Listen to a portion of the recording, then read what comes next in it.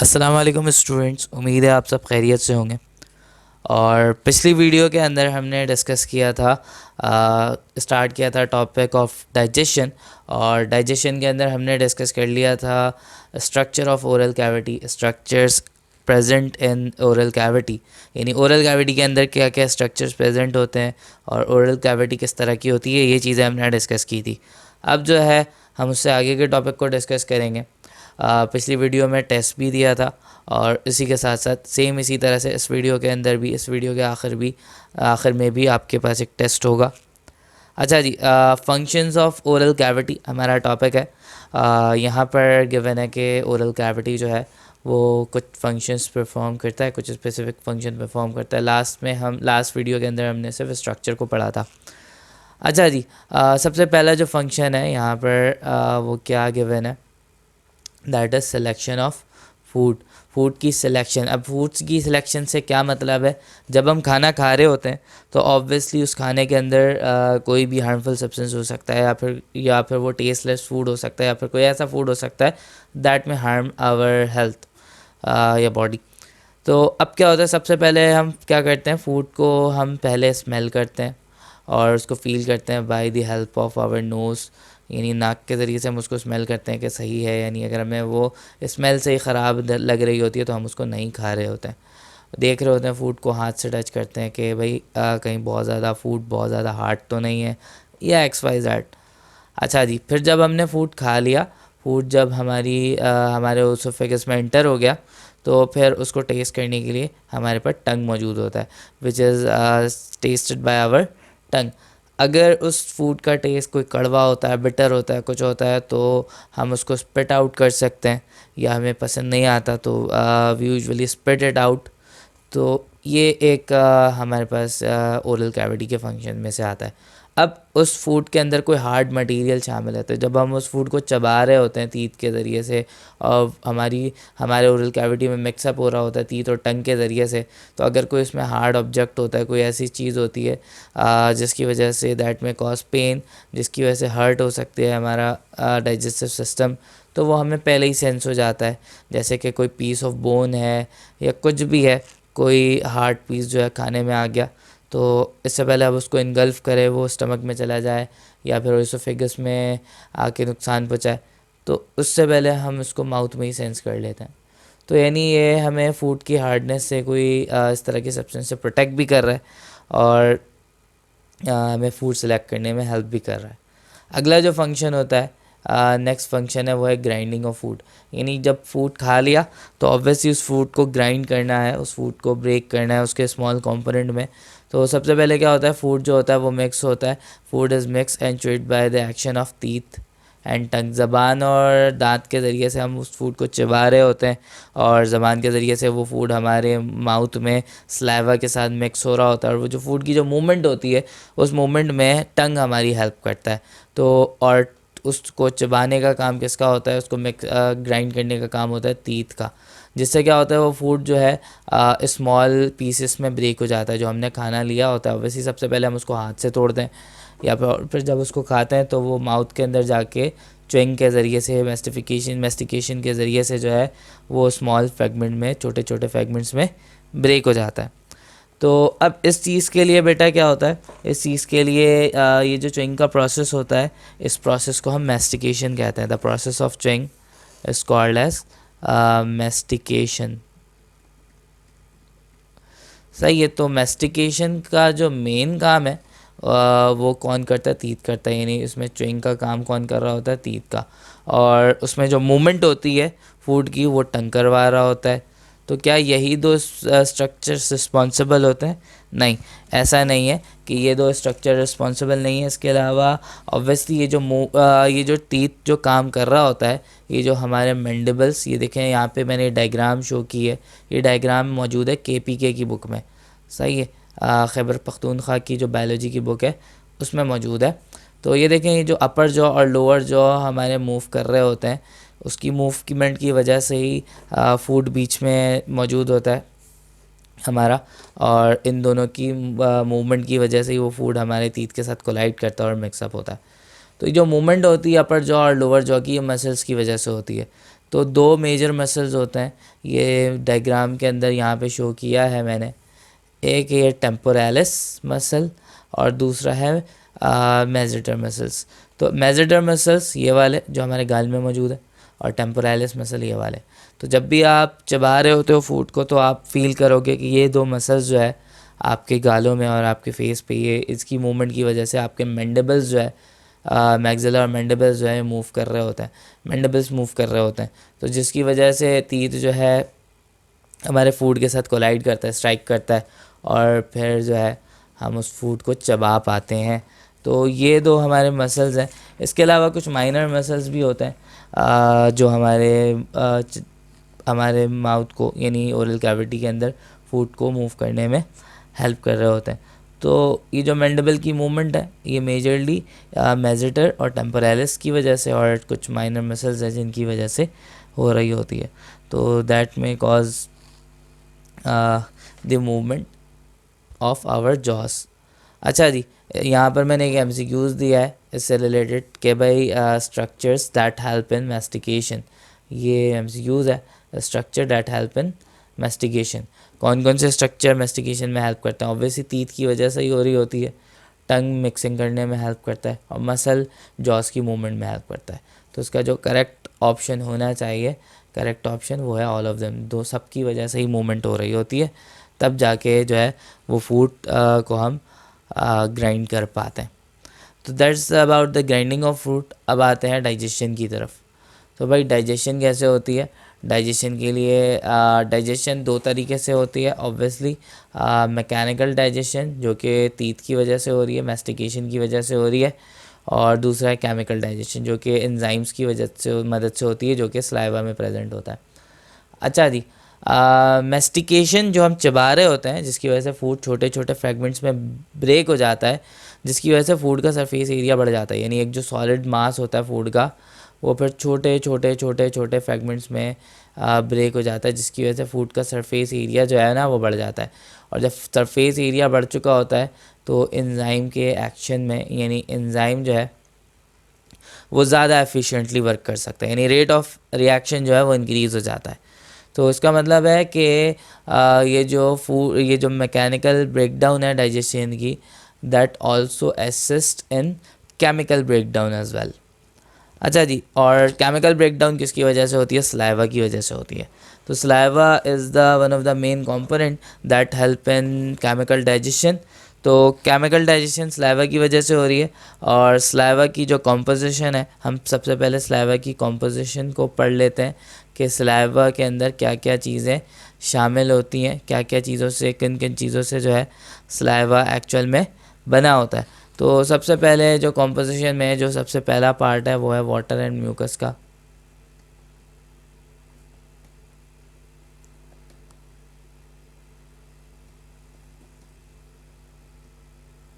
Water and mucus का। तो देखिए जी, जो म्यूकस बना होता है, म्यूकस के अंदर हमारे पास क्या मौजूद होता है? म्यूसिन मौजूद होता है।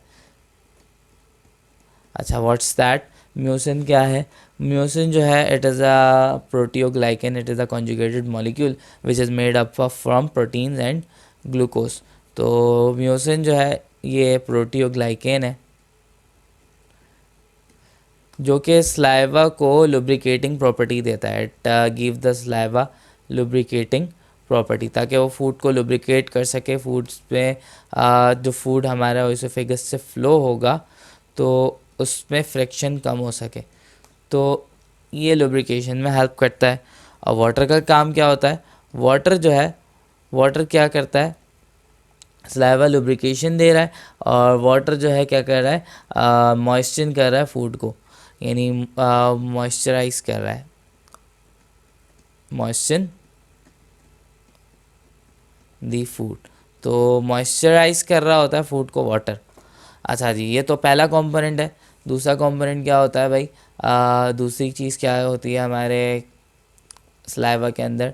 Second thing is mineral salt and ions. तो कुछ मिनरल सॉल्ट्स होते हैं और कुछ आइंस होते हैं हमारे सलाइवा के अंदर। कौन कौन सी चीज़ें होती हैं भाई? मिनरल सॉल्ट में जो हमारे पास क्या चीज़ होती है, सोडियम बाइकार्बोनेट। तो सोडियम बाइकार्बोनेट जो है ना, ये मौजूद होता है एज अ मिनरल सॉल्ट। और सोडियम बाइकार्बोनेट और इसी के साथ साथ कुछ आइंस होते हैं, ख़ास तौर पे क्लोराइड आइन। तो सोडियम बाइकार्बोनेट और क्लोराइड आइन, ये दोनों चीज़ें जो है ना हमारे पास सलाइवा में मौजूद होती हैं।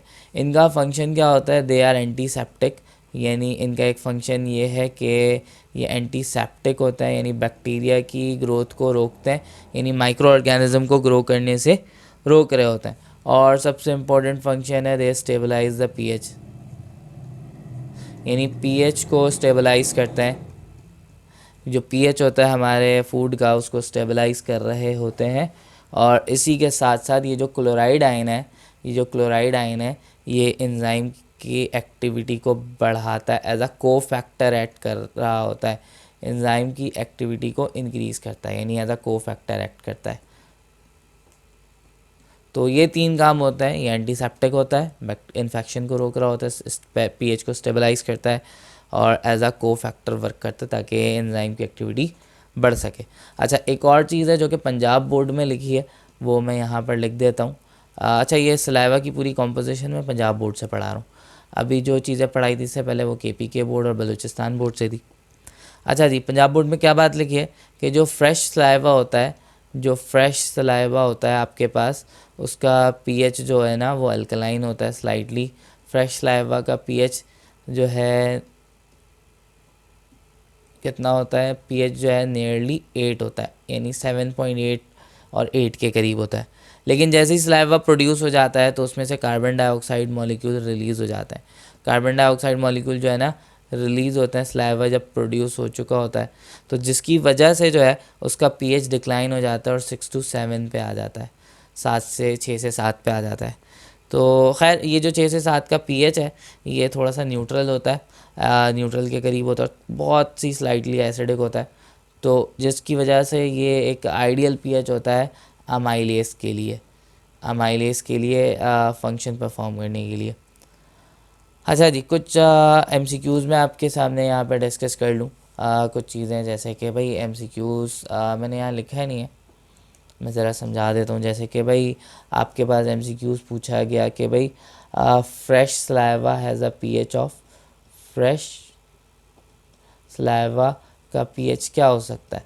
फ्रेश सलाइवा का ऑप्शंस में जो आपके पास गिवन हो सकता है, ऑप्शन में क्या गिवन हो सकता है, 10, ऑप्शन में हो सकता है 6, 7 या 8। ऑब्वियसली अभी अभी हमने पढ़ा है कि 8 इज़ द पीएच। अच्छा जी, इसी के साथ साथ जो है क्या कहते हैं, अब ऐसा भी आ सकता है कि decline in pH of saliva, saliva की पीएच का, सलाइवा का जो पीएच है वो डिक्लाइन किस वजह से हो सकता है। तो यहाँ पर डिफरेंट ऑप्शंस गिवन हो सकते हैं, जैसे कि मैं यहाँ लिख देता हूँ। अच्छा जी, तो 2 एमसीक्यूज़ मैंने यहाँ लिखे हैं कि देखें जी, पहला है कि क्या कहते हैं डिक्लाइन इन, फर्स्ट है जो हमारे पास वो है decline in pH of saliva is due to, यानी पीएच क्यों डिक्लाइन हो जाता है। पहला ऑप्शन है फूड प्रेजेंट इन माउथ, यानी माउथ में फूड के प्रेजेंस की वजह से, या फिर इट लूजेस कार्बन डाइऑक्साइड इसकी वजह से, या फिर presence of water in saliva, या इट नेवर डिक्लाइंस। तो अभी अभी हमने पढ़ा कि फ्रेश सलाइवा का पीएच 8 होता है और जैसे ही वो रिलीज़ होता है कार्बन डाइऑक्साइड जो है वो लूज़ हो जाता है और जिसकी वजह से इसका पीएच डिक्रीज़ हो जाता है। तो ये इसका करेक्ट ऑप्शन है।